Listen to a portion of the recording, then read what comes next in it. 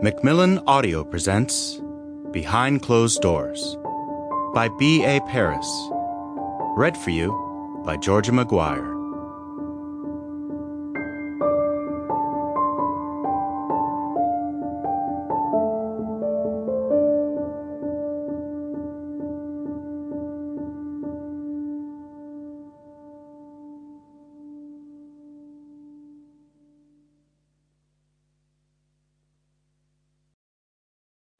Present.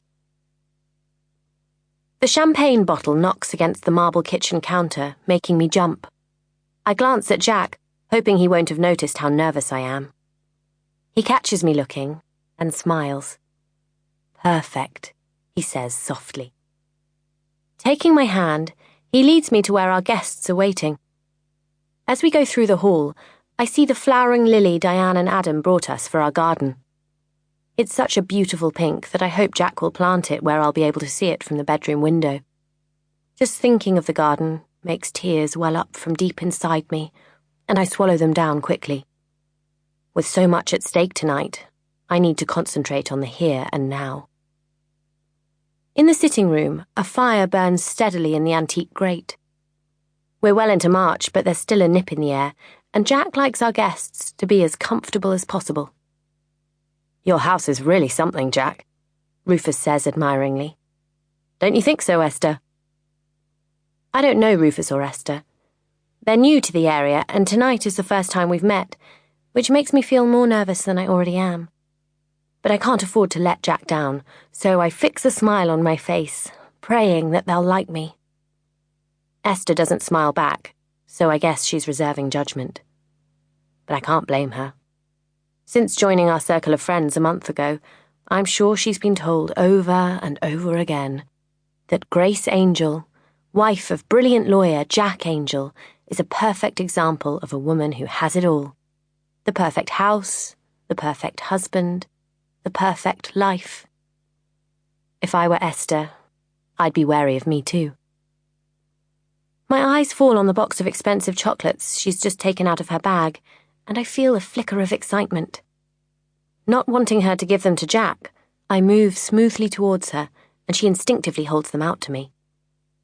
"Thank you, they look wonderful," I say gratefully, placing them on the coffee table so that I can open them later when we serve coffee. Esther intrigues me. She's the complete opposite of Diane. Tall, blonde, slim, reserved, and I can't help respecting her for being the first person to step into our house and not go on about how beautiful it is. Jack insisted on choosing the house himself, telling me it was to be my wedding present, so I saw it for the first time when we came back from our honeymoon. Even though he'd told me it was perfect for us, I didn't fully realize what he meant until I saw it. Set in large grounds at the far end of the village, it gives Jack the privacy he craves, as well as the privilege of owning the most beautiful house in Spring Eton. And the most secure.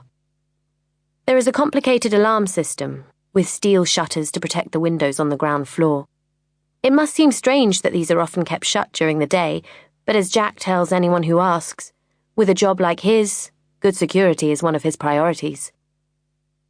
We have a lot of paintings on the walls of our sitting room, but people are usually drawn towards the large red canvas that hangs above the fireplace. Diane and Adam, who have already seen it, can't help going over to have another look, and Rufus joins them, while Esther sits down on one of the cream leather sofas. "It's amazing," Rufus says, looking in fascination at the hundreds of tiny markings that make up most of the painting. "It's called fireflies," Jack offers, untwisting the wire from the bottle of champagne. "Oh, I've never seen anything quite like it." "Grace painted it," Diane tells him. "Can you believe it?" "You should see Grace's other paintings." Jack eases the cork from the bottle with only the slightest of sounds. "They really are quite something." Rufus looks around the room with interest. "Are they here?" "No, I'm afraid they're hanging elsewhere in the house." "For Jack's eyes only," Adam jokes. "And Grace's. Isn't that right, darling?" Jack says, smiling. Sample complete. Ready to continue?